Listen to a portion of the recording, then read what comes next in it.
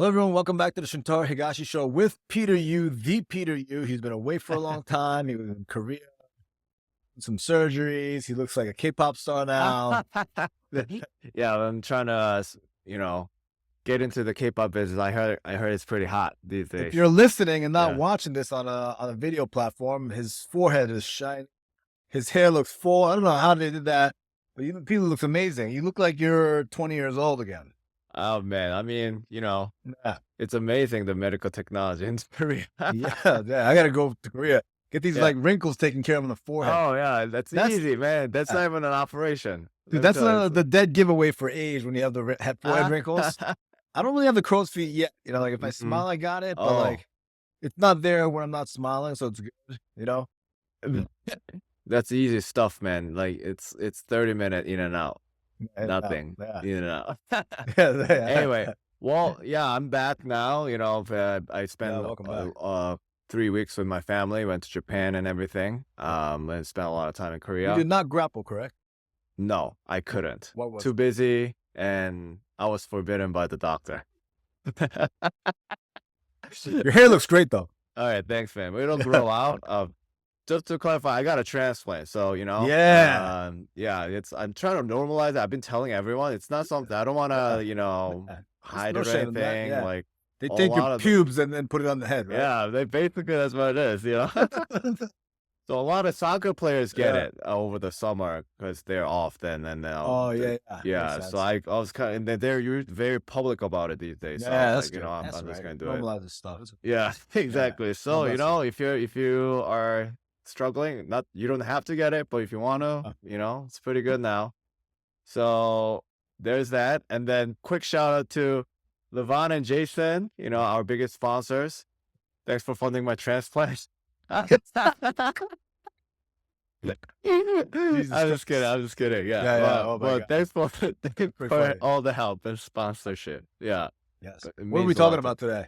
Today we're thinking about going over Ashi Waza in general. I think some general concepts, and Yeah. it's a very like a lot of people are mesmerized by Judo's Ashi Waza system. I think Yeah. like wrestlers and Yeah. BJJ people. I mean, last year when I was doing a lot of BJJ, it Yeah. was like a thing, like a fad almost. Like everyone Oh, wanted to do the Ashibarai. the slide by Dayashi, Yeah, so it's a popular in hot. Nogi. Yeah, Yeah. And let me yeah. tell you about So Nogi, Dayashis, and foot sweeps, right? The yeah, sweatier they get, the easier it is to hit it. mm, The less you have to I time it. can see that. Yeah, Because even if the foot is weighted because of the sweat and the slipperiness of the surface, like you could nail people with it. yeah, So as long as the momentum's going in the right way, even if the leg is weighted, you could foot sweep them. Which is yeah. kind of an interesting thing. It's hard to hit this right off the rip, like when people are dry, and especially if you're not that good. But even if you're not that good at it, the sweatier you get later in the game, during Nogi rounds or a Nogi match, when slippage is involved, you don't even have to be that good at it, and you can hit it, which is Man. really cool. People are So much more upright in Nogi too. right. So yeah, let's kind of go into the general concept of this. So like you Yeah. talked about the momentum and Yeah. all that. So I mean, I feel like Ashiwaza's look very simple, but it's actually quite hard to master it. It takes a long time. So how do Yeah. you usually approach it when you first teach people? Like especially now you're teaching judo at a BJJ school too, and Yeah. the nogi stuff and all that. So how do you go about introducing Ashiwaza to beginners? Okay, so I think there's like two main factors, right? Yeah. Timing from the person who's doing it, Yeah. and then the athleticism of the person who's getting it, right? Receiving. Oh, okay. So people don't realize like a lot of great athletes are very, very good at staying on their feet. They're Right. good balance, they're coordinated, their legs, like they're running for soccer, right? They're playing soccer or something. Yeah. Someone slides underneath to attack the ball, they could jump over, stay on their feet. Mm. Even if their feet get clipped, they kind of like catch their balance Yeah. and keep running. Same with football, same with basketball. I think every sport you've ever played, athletic people are good at staying on their feet no matter what. Yeah. Right.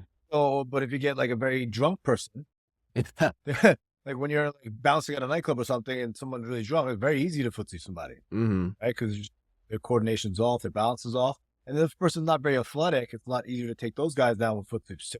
Yeah. So that's one portion of it. And the other portion is obviously timing. Understanding how the weight shifts from one leg to the other to catch your weight, because these two legs, right, were bipedal animals. Did I say that right? Bipedal or bipedal? Bipedal? Yeah. Bipedal? Yeah, we're I think bipeds. so. Yeah. Different from moped. But mopeds are Yeah. fun. Yeah. Yeah. Bipeds, so we're shifting away from one leg to another in hopes of like the weight being caught with our legs underneath us, you know? Yeah. If you're anticipating there to be a base and then someone takes that base out, you're going to lose your balance. Right. And how fast can you replace that balance by slipping your leg out or something like this? Yeah, those kinds of things, help you get toppled over. Right. It's like right. magic when you footsie somebody. Yeah. It's like such a good feeling. Like it's so effortless if you get it right. So how do you drill that though? It's like it conceptually makes sense. Yeah, of course. Like Conceptually makes sense. how well does the other person balance him or herself, and how can you time it? Like it, but how do you even get to that point? Nice. That's a very good question. Yeah. So when you're walking, right? So Yeah. going back and forth and just trying to time the footstep, right? You Yeah. ever like be running in gym class back in the day and you're running behind someone and you try to clip their feet Right. across to make them Yeah. trip over their feet? You ever Yeah. do that? Yeah, like you walk behind them and right? You kick this foot into Yeah. their own leg, Yeah. but you have to time it so that your foot can make contact at the right time, right? You have to time it so that the foot is getting unweighted and then they're trying to bring their leg forward. You see what I mean? Right. So kind of like that, you're facing each other and you're going back and forth and then taking a rhythmic step. 1, 2, 3, 4, 5, sweep. Like a dance class, like in Yes. dancing. Yeah. So it's like sweep on 2, 1, 2, right? As the foot becomes off, like there's no weight on me. Right. So timing it in a coordinated fashion is the most important thing. You can do it front to back, side to side, and then you can do also a circle dashi where you're circling and attacking the feet. Yeah. This whole episode is a plug for my Ashi Waza instructional on the link that'll be it's concise. It's like 10 to 15 minutes long. It's $20. I'll go check it out. But yeah, that's how you coordinate it. And very important to have a good partner to do this. If they're trying to keep their balance, their rhythm's going to be on. Right. If they're trying to time it for you, you really learn the true timing in a coordinated sense. Right? A good partner is everything when it comes to it. I see. Yeah. So I see. So you basically start by just kind of walking together as a, as partners, like just like dance class. Yeah. So side to side and things like that. And then if your hips are really far back, then your legs can't reach. Right. Everyone has a different leg length, Yeah. They're really, really tall. You don't have to a little bit more further away than if you were short. So you have to take those things into account, and the more people you drill with, the more people you're going to kind of naturally understand. Yeah. Like where your hips are relative to your opponent and how far you have to reach to attack the leg to make contact with the leg. Right. So timing, hip placement and all that stuff, and hips relative to your opponent.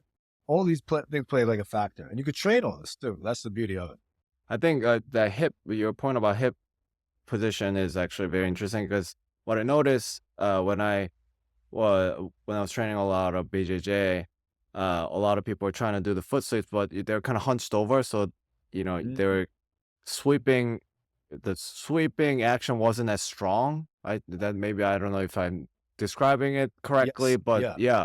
So you kind of have to like get your hip engaged and then almost like sweep, like you are not quite like a soccer kick, but you have to get your hip in. Yeah. Yeah, because hips are hinged backwards, right? It's very difficult to apply a lot of force. Think about kicking a soccer ball really far. You got to have your hips forward. Right. Think about kicking a Muay Thai kick or something. You have to have your hips engaged. Yeah.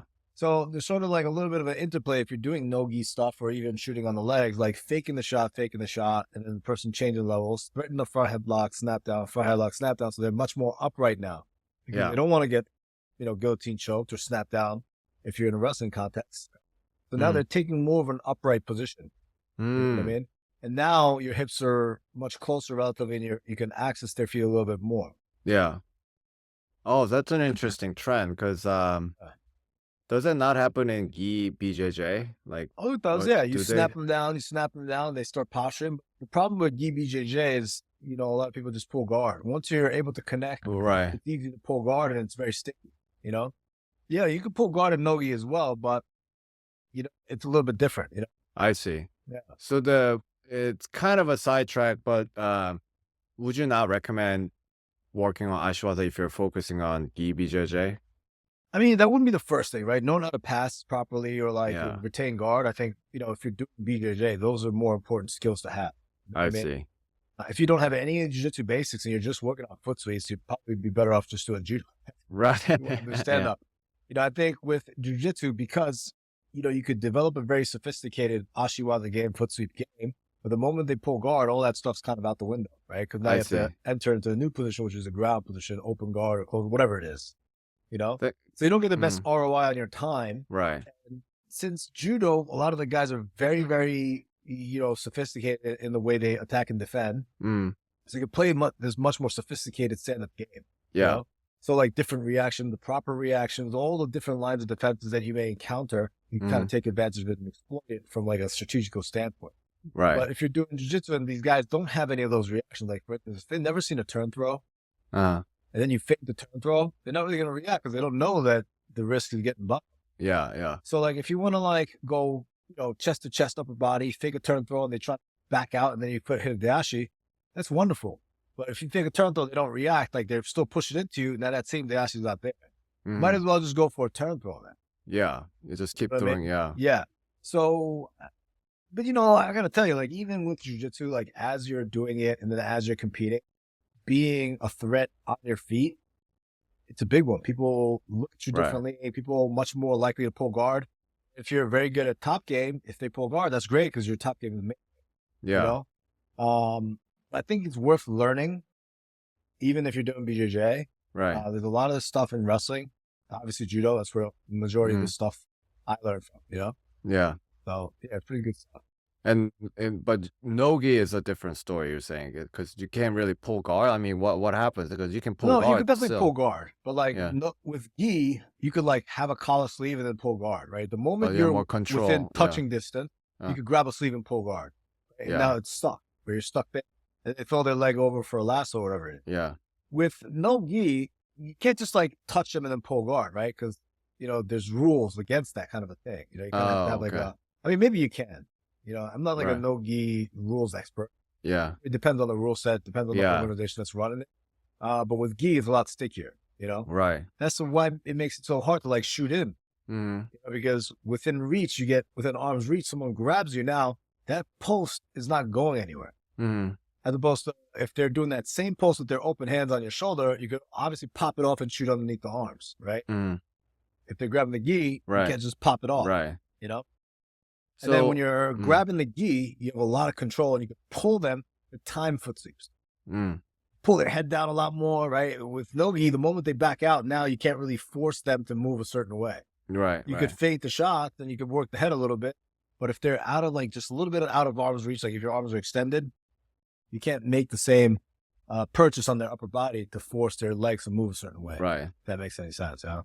Yeah. So that Yeah. So let's bring that back to judo now. Like, so how would you recommend integrating Ashi Waza into people's games? Because you generally don't teach Ashi Waza right away to beginners, right? Like you usually teach. I'll teach the room. Well, I guess that know, also if the guy is Ashi Waza. Yeah. Yeah, and if the room is intermediate to advanced, then I'll Yeah. just teach it, and then beginners will be there. That's Yeah. not the best thing to do from a business standpoint, I think, but Yeah. whatever, right? With the foot sweeps, I think there's a couple components to it that I talk about in my video instructional, Ashi Waza instructional. Number one, being able to do this in a coordinated fashion, like I told you, front, back, Yeah. side to side in the circle fashion, and understanding those, right? You're looking at outside to inside foot sweeps where you're sweeping the foot inwards, and then now you're looking at foot sweeps that are going outside, Yeah. like Kochi. Yeah. Ochi's a little bit different. Ochi Osoto are a little bit different. We're mostly talking about like Like the Sasai, timing, Ashi, more Kochi. timing Yeah, based. the Yeah. timing oriented one. Ochi, Yeah. you could put that leg in and And then force stuff drive, from yeah. there. Because you kind of attack a position. Osoto position locked in, that's Yeah. a position, But like a Kochi position, it's not sticky enough. It's not going to be staying there forever. Yeah. Unless you do a Kochi Makikomi. Yeah. Whole other animal. You know what I Right. mean? I see. So learning how to time this stuff in a coordinated way, learning all the different combinations of this, looking for Kosoto, then attacking the Dashi as they're shifting their weight backwards, right? Ochi, they're trying to hop out of it and the weight's going away from the front leg and then you're attacking that trailing leg, Missing a beat and attacking the other leg, Ochi, they put their foot down and you're driving him and then you're sweeping the other leg, all this stuff. And then how to finish these foot sweeps as well. Because usually if they see it coming, they understand it's coming. As it's happening, they're like, oh my God, I have to like unhook my leg and bait myself. Mm. So understanding where the leg goes up and over and then trying to time that. Right. So I So talked about the then- finishing mechanics of the Yeah. Ashi Waza as well. I think that's where most advanced to intermediate guys sort of separate and part ways. Like an advanced guy knows how to finish these things. The intermediate guy can time it, but they can't really finish it if they Finish don't it. time it perfectly. I see. You know? So, and then obviously so there's a statement I've heard a lot throughout the years that foot sweeps are like the jab of judo. Do you still agree with that statement? Like, I know I've heard that being thrown around a lot. Like, what do you feel about that statement? I mean, kind of, but not really. Yeah. Because jab can be so many things, right? Jab Yeah. is like, you can feint the jab, go to the body, feint the jab, and parry it, and hit him with the other hand. You know, you could throw the jab out there to manage distance. I don't think it's as useful, you know, because I don't know, maybe. I mean, it's a good entry point into stuff, right? If you Yeah. can create movement and then attack the feet and off balance them, then a Mhm. lot of the bigger stuff will open up. You Yeah. know, if you're showing the big turn throws and they're reacting a certain way, you can attack the feet a little bit more. I don't think the jab is like a analogy, but Right. maybe, you know, I maybe. guess in the sense that to set up bigger turn throws, the jab, because I think the point was that the jab can set up for a bigger hook or a straight, I guess. But Yeah, I guess you're not, but you know, you don't knock Yeah. people out with a jab. yeah, exactly. I think, but You then can you knock can someone down with a foot sweep. you know? Yeah, exactly. Yeah. All right. You could kind of make the argument like, all right, what are the Ashi Waza like? It's like the pawns of the Yeah. game, chess game, very important. Together, they're very strong structurally if they're, Yeah. you know, organized in a certain way. Right. Pawn structure is a big one, you know. But there's always flaws to these kind of analyses, you know.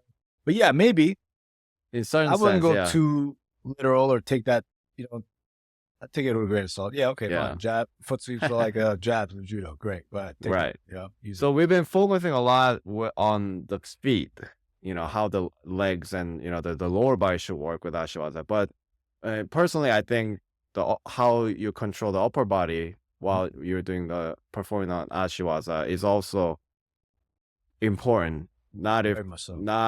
you know, Yeah. just as important. So can you Without a doubt. kind of touch on that aspect? I don't know if you covered that in your video, but Yeah, definitely. I do talk Yeah. about hand positioning. yeah, If you're winning in position, you can control their posture more. You can control their head a little bit more, which makes it easier to finish, right? yeah, Think about like if you're attacking the feet and then moving their feet across their body and you have a control of their head and you can club their head to the opposite direction. yeah. It's a lot easier to take someone down with that foot sweep than if you're holding on to their hips. Mm, You know what I mean? That's an extreme example. right. So having the ability to move their head while your opponent can't really move your head because you're winning in hand position, that's like a great thing to be able to do. And then how to try to time the person by shifting their weight from leg to leg and then attacking the feet. And then once you attack the feet, how to try to shift their weight back onto that leg that you just took out Mm, is another skill, you know, Right. and we talk a little bit about that in the video as well. I'm telling you, see. it's 10 to 15 minutes. Everything I'm talking about in concise ways and how to drill it and then bang, bang, bang, you know? right.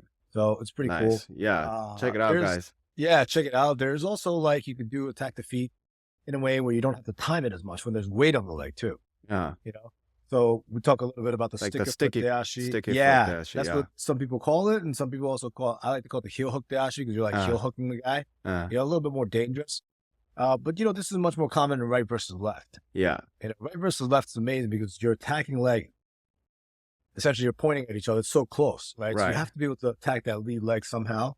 And a lot of people don't have an attack to that lead leg, Mm, you know, and that in that case, it's definitely like a jab. right. To open up more. Yeah, open up Yeah. more and then But you can still finish the managing fight. this. Yes, you can. Yes, Yeah. you can. Yeah. So, which is a little more unlikely with the jab, I guess. Yeah, yeah.